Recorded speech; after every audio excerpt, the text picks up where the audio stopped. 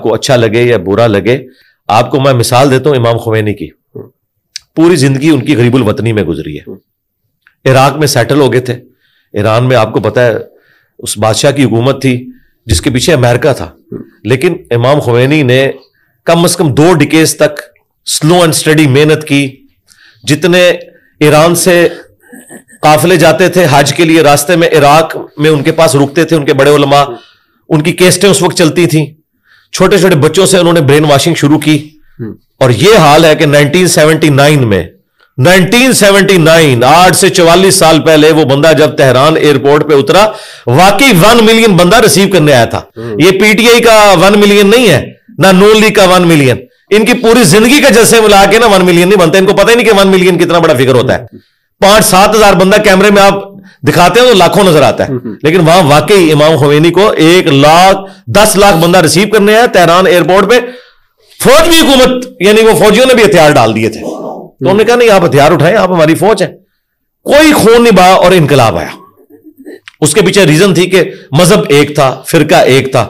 پاکستان میں تو اس طرح کا انقلاب نہیں آ سکتا. یہ عمران خان صاحب بھول جائیں کہ اس طرح کا انقلاب یہاں لا سکتے ہیں، یا فضل الرحمان صاحب بھول جائیں وہ نہیں لا سکتے.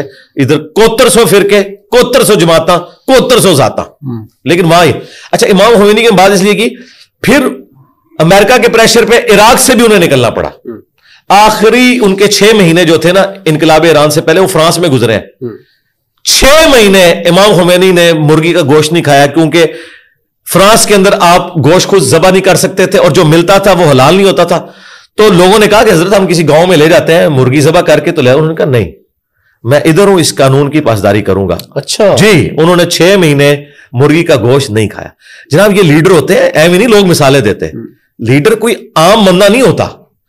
پاکستان میں تو جس کی شکل خوبصورت ہے، جو بات اچھی کر لیتا ہے، جس کے ساتھ 4 بندے لگ گئے لوگ کہتے ہیں لیڈر بن گیا. لیڈر اس طریقے سے نہیں بنتے ہیں، لیڈر کریکٹر سے بنتے ہیں.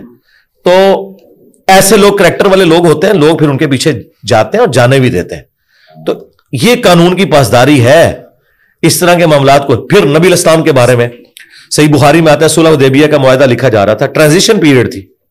اس میں لکھا گیا کہ اگر کوئی مسلمان کافر ہو کے ہمارے پاس آیا ہم واپس نہیں کریں گے، اور اگر کافر مسلمان ہو کے آیا تو آپ واپس کریں گے. بڑی ایک ناانصافی پہ مبنی شرط تھی، حضور نے ایگری کر لی. لیکن اسی دوران وہ جو تحریر لکھوا رہا تھا نا سہیل ابن عمرو، کافروں کی طرف سے آیا تھا، اس کا بیٹا ابو جندل مسلمان ہو چکا ہوا تھا. وہ بیڑیوں میں جکڑا ہوا وہاں آیا. اس نے کہا مسلمانوں میری تکہ بوٹی کر دے گا میرا باپ، مجھے رکھ لو ٹھیک ہے. تو نبی الاسلام نے کہا کہ یہ اجازت دے دو. ان کا نہیں، آپ معاہدے کے پابند آپ کر چکے ہیں، اگرچہ یہ بھی ریٹن مکمل آپ کے سگنیچر نہیں ہوئے لیکن آپ پرنسپلی ایگری کر چکے ہیں. حضور نے کہا ٹھیک ہے. یعنی یہ ہے، یہاں لوگ کہتے ہیں کہ everything is fair in love and war. اسلام میں لو اور وار میں ہر چیز جو ہے اجازت نہیں ہے، آپ نے رولز کو فالو